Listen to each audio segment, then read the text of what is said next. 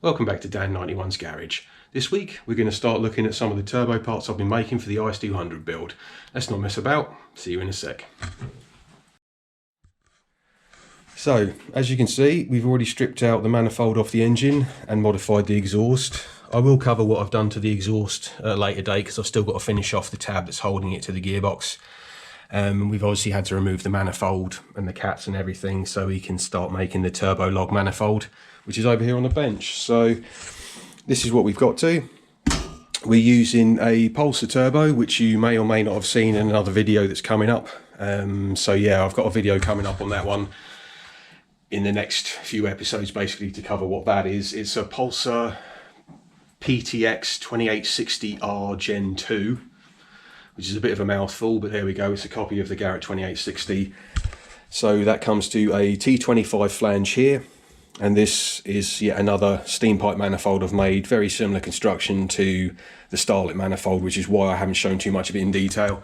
As I was filming it, it kind of ended up being basically, seemed like I was going over old ground. So if you want to see how to make a steam pipe log manifold, I've already got some episodes from when I turboed the Starlet. But this one is 1.5 inch, so it's the next size up in the steam pipe rather than the 1.25.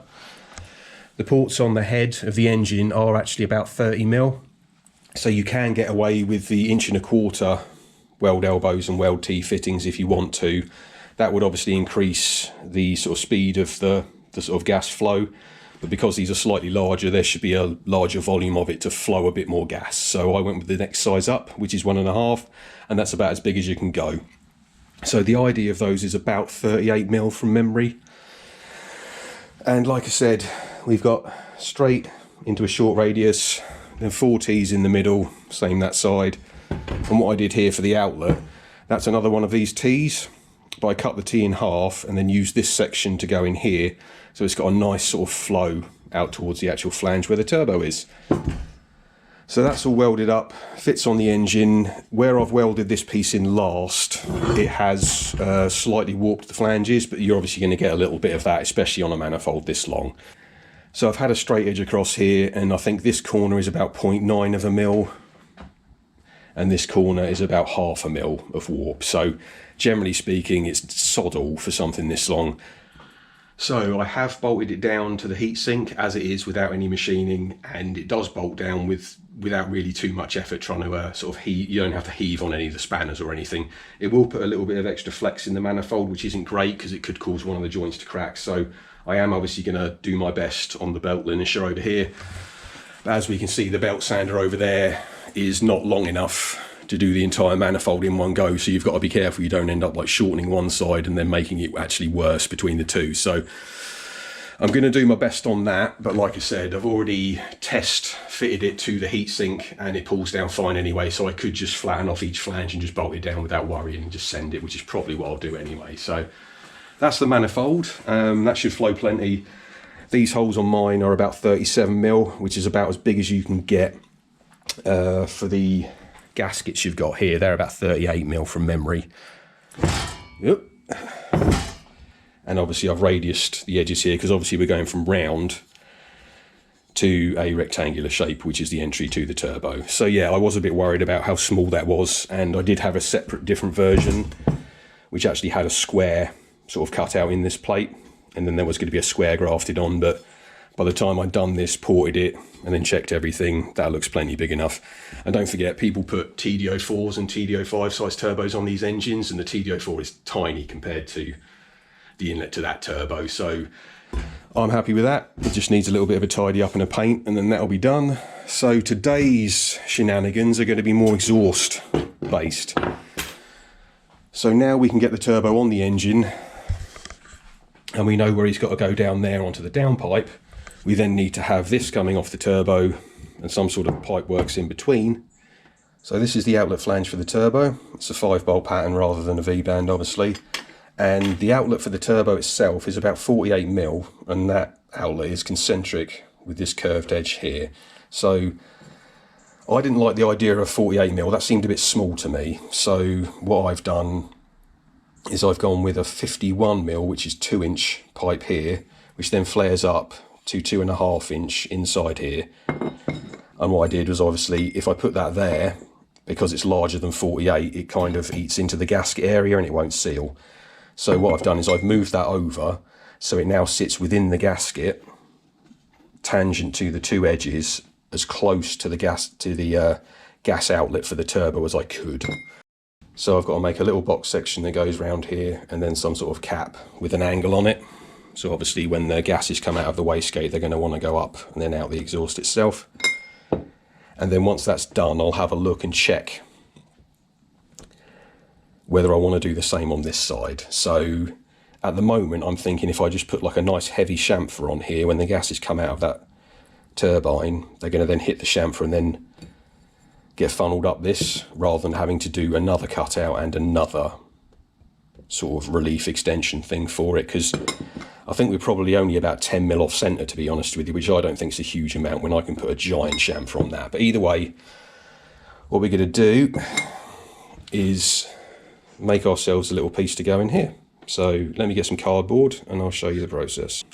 Right, so turbo with the flange on it, and then obviously no actuator on this, so we've just got the wastegate itself. So I'll put a couple of slips on here, lifted this up to completely vertical, so that's the absolute maximum bypass you could get anyway, and there's no way that an actuator is going to be able to push all the way round and then swing it sort of sideways, so probably only ever open to there anyway, but that's the absolute maximum it could be anyway. And from the top surface here, that's about 10 mil. So we've got a 10 mil thick flange, 10 mil till the top of that penny actually touches the inside of the little sort of house thing we'll be making for him. So 10, 20. So we're going to make ourselves a strip of metal that basically lines this, and we're going to do that with a sheet of cardboard. So never throw away your old beer cartons, because they come in fantastic for sketch pads and generally making up some card templates. So I think what I'll do is, obviously that's 10 plus another 10, so we'll give it another couple of mil. So we'll call it 22 from the bottom face there to the top. And then when that's on there, we need to add another 10 mil, so we'll get some sort of angle. So we're going to need 32 mil of straight here before we weld the top edge to this, that then slopes down to the bottom edge here. So I'll make up some cardboard stuff, chop out some metal, and I'll show you guys when I've got some sort of rough idea of how it's going to look. So that's the first step. Made myself a little cardboard template, and it seems to wedge itself in there quite well. So that's obviously what we're trying to make out of metal, with a nice little angle at the top to help flow it towards the exit. So yeah, marked my start and end point where I wanted the actual sort of wall of it, as it were, to go. Obviously left it a bit long so we can trim it up shorter. Marked off the height here, and then sort of eyeballed where the edge of it's actually going to be straight.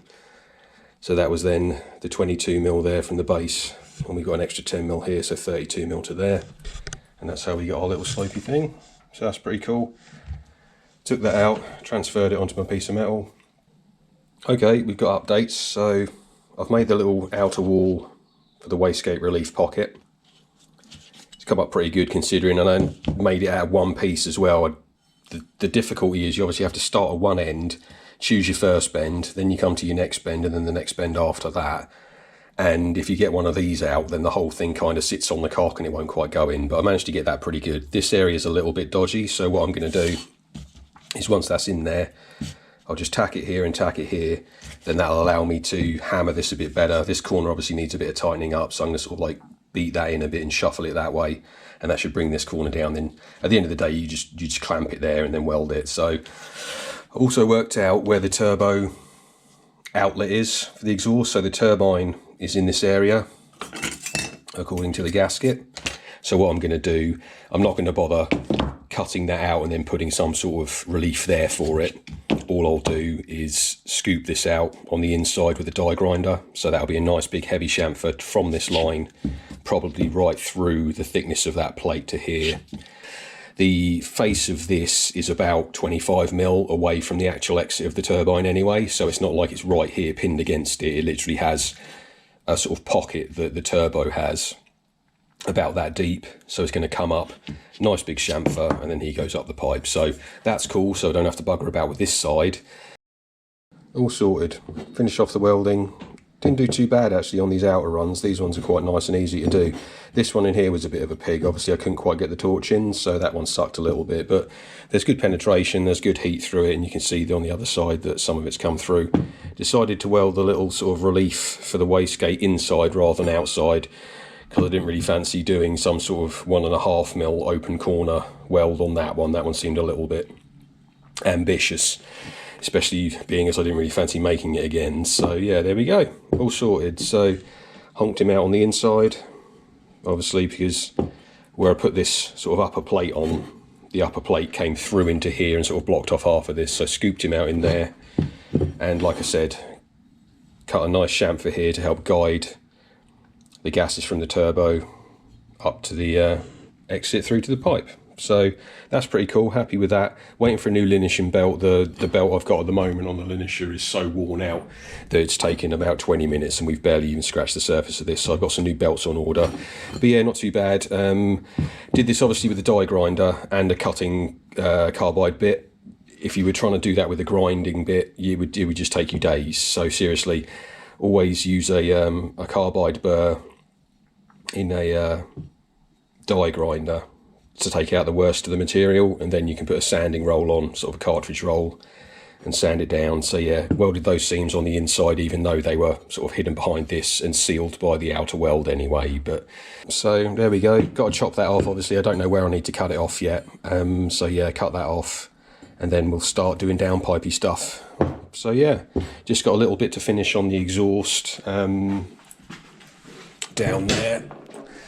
The exhaust itself is just kind of being sort of attached to the gearbox with a temporary piece of steel there, so I need to do a proper tab sort of ear coming off that to bolt onto the stock location that comes off the gearbox on the autos. And yeah, once that's done, then we'll be able to put the turbo kit on and start doing downpipe stuff. And that's the thing, once you've got the turbo on, you can then start doing intercooler piping, work out where the air filter is going to go, oil lines, all that sort of stuff. So really, that's what I like to do first, is basically get the turbo actually attached to the car. Then you basically, everything else kind of runs from there. So yeah. Okie doke. So we're under the car now trying to finish off this exhaust. So what I've done is, I'll show you some pictures now because it's still on the car, but took the original exhaust and cut the front of it off. Obviously it's two pipes and we want to make it into a single here for the turbo downpipe to meet. So this is obviously 2.5 inch inlet and a 3-bolt flange, 2.5 inch piece of pipe there, which I've squeezed down to an oval shape. And then what I did was I got a U-shaped piece of pipe, 42mm OD, and cut the middle of the U out. So I ended up with two sort of like real tight curves, chopped them and welded them to a merge essentially. So we've got like a merge going on down there of 2 into 1, then cut the end off of that, like the little cap, sort of cut that off, and where I'd squished this down to an oval, tucked it on and welded it round. So we've now got a 2 into 1 merge for 2.5 inch going up here. Obviously this is the original, mounting bracket, which comes off of the gearbox, and this is where we're going to. So I've got a little sort of like cardboard template made up here of like a tab that we're going to come across from this side here. We're going to come up and go across and bolt into this hole.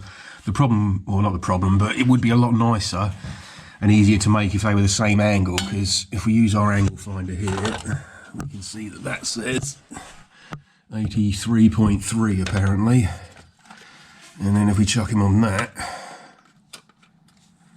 we've got 72. So what I think I'll do is I'll try and bend this bracket. I'll stick a big spanner on it and try and twist it, so hopefully we can get that face parallel with this face. Then all I've got to do is weld this off sideways. I could probably weld it at a slight angle, but it's going to be a 6mm tab, so that's going to be a bit of a bitch to bend.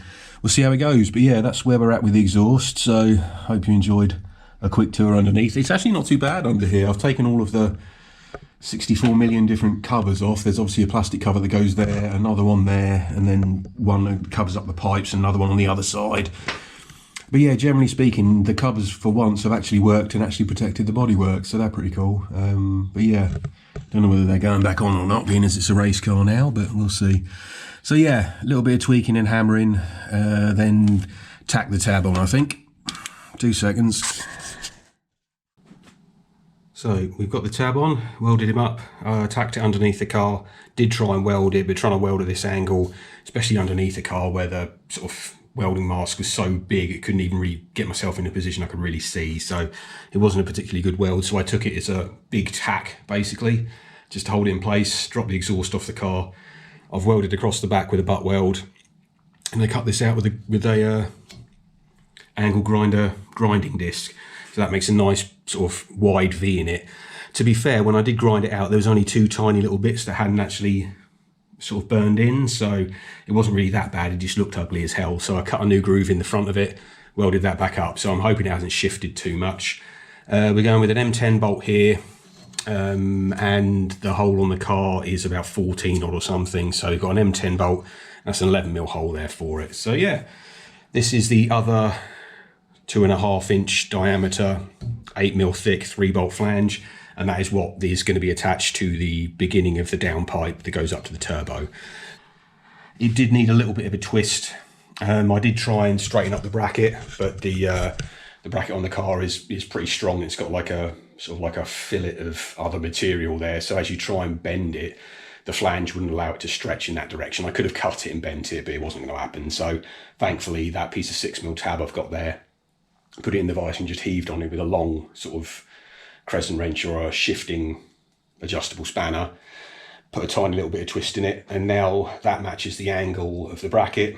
And yeah, we've also got where the bracket bolts onto the gearbox, the holes are quite oversized, so I can loosen them off, slide it around and twist it and stuff if it has warped a little bit, but it shouldn't be too bad. I mean, I didn't chuck tons of heat in it. So yeah, there we go, all welded up, throw it back on the car. Yeah, then it's turbo and downpipe time, I think. See you in a sec. Well, there we go, midway through making the downpipe now. So I've linished the surfaces of the manifold flat. Thankfully that came out flat. My new belt's turned up, so I've got 40 grit, which I was using to take the worst of it off, and that thing is an absolute axe murderer. It's so harsh, it sort of chewed it down in about 10 minutes, which was cool. And then an 80 grit just to take off the worst of the lines out of it. So that was cool. And also linished flat the mating face of the beginning of the downpipe that I made. So that's where we're at the moment. Obviously turbo's on with the correct thickness gaskets everywhere tightened up, so we're not going to end up shifting this whole thing sort of like 2 or 3mm that way when we come to bolt it up when we're fully done. Downpipe has begun. We've got our first tight radius bend tacked on, and then our section of straight there that's sort of slip jointed together almost, but just one tucks inside the other, so at least I can then tape it up and then tack it. So that's kind of heading down towards that way. Plenty of clearance to the steering column, obviously. Last thing you want is your engine to rock sideways and it jams your steering. That would be horrific. So that goes there. We've then got this 45-degree pipe to go on as well. Again, another sort of slip inside joint there, so I can shove that up on the bottom of the pipe and then twist it and turn it, and there is a little bit of sort of angle you can have as well, so that can go on there, turn it around, and now we're going to start basically working from the bottom up. This is the one joint we're allowed to sort of like slide and twist, because now the top is in the right place for clearance and the bottom is already fixed underneath. So join me, won't you, as we wander underneath the vehicle. 2 seconds. So yeah, we're heading down towards this flex joint from up there, so we're not doing too badly. It's always a bit of a challenge because you end up basically scrabbling around on the floor. You need 5 hands, one to hold this, one to do that, someone to mark it with a pen, then the pipe falls off and ends up on the floor and rolls away somewhere. So yeah, this is the fun part of it. But so we're on to the last bend now, and this is obviously coming off of this piece to join up with the rest of the exhaust sort of over that way, and it was getting a bit complicated under there to try and figure out the angle. So what I did was I got a whole bunch of cardboard sort of templates, obviously drew out the diameter and size of the pipe, obviously with the correct centerline radius for this tight radius bend, and then cut it into sort of different angled sections, and basically just started sort of shoving wedges in there. That was close, and then this one was too big, so I put that one in there, trimmed a little bit off it, and now that's essentially given me sort of like a centerline sort of cross-section template that I can now transfer onto my pipe. and chop off there. So once I've measured the angle of this, figured out what it is, I think it's just over 45, which is frustrating because I only kind of get one crack at it, but it is what it is. So cut it big, sand it down, and then attach the other end of it to that bit, which goes into the flex joint, and then whatever's left of this bit attaches onto this piece from the rest of the downpipe. So yeah, getting there, and it's about time to tack it up, I think. There we go then. So we've got everything basically lined up. All I've got to do is tack the middle joint, so it's looking a bit better. We're going down there into the centre section of it. This is the joint that currently is still untacked, so this is sort of slipped inside that, so it can still turn and move up and down a bit. We've got good clearance to the steering column. We're a bit tight on one of the power steering pipes down there, which is about 20 mil away, but it's on a banjo, so what I can do is loosen off the banjo and realign that slightly more conveniently for me. So if we just pop underneath quickly. Oh, I haven't done this 400 times today. No, I have. Okay, so I've fully welded that flange, so that's fully welded to the pipe, and now that gives us basically a flattened off, linished face, so we know that that's how that's going to sit. Then we go up to the flex joint. We've tacked it onto our little sort of quadrant section that we've got there. Did my best with that one. And then we go up to the 45 that we saw from the top. So yeah, I'm going to tack it in the middle. There's two ways I could do it. I could fully weld these joints here and leave the middle slip joint alone, then try it again just to make sure nothing's really moved. Going to ponder on that for a bit and then weld some stuff up, and then yeah, downpipe's done, turbo kit's finished. And just so I can help people out, these stubby spanners, absolute freaking godsend. Trying to use these to tighten up bolts in here, clanking against all sorts of different God knows what.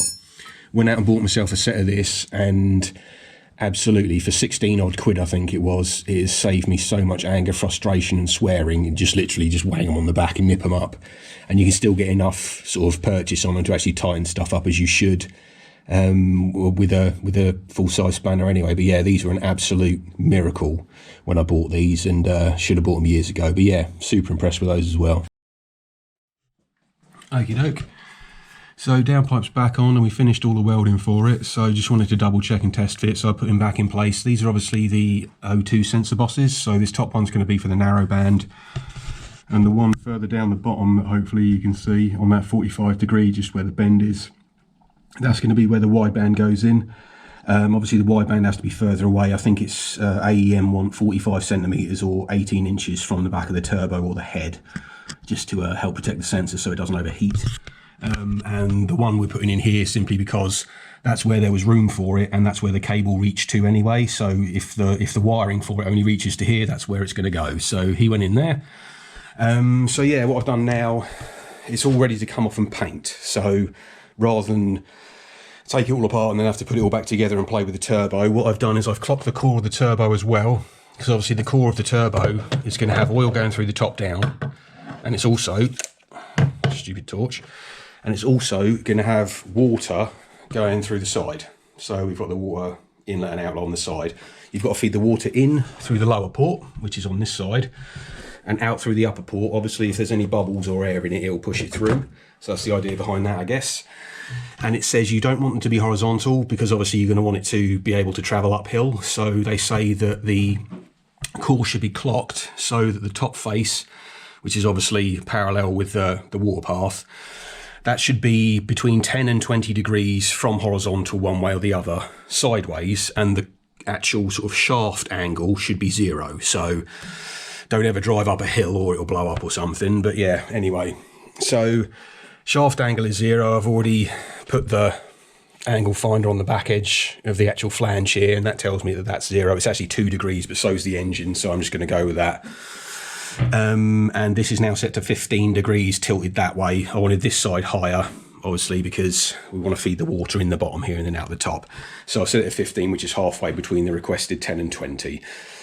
What that does, thankfully, is it kicks the oil drain outlet a bit more of an angle, sort of over towards the wing, And hopefully that'll give me a bit more clearance underneath, because I've got to put the actuator back in and go straight back here with the actuator. So, and now we're at the point where we can strip it all down and paint it. So I'm going to give the manifold downpipe and the first half probably of the exhaust itself a quick coat in VHT black.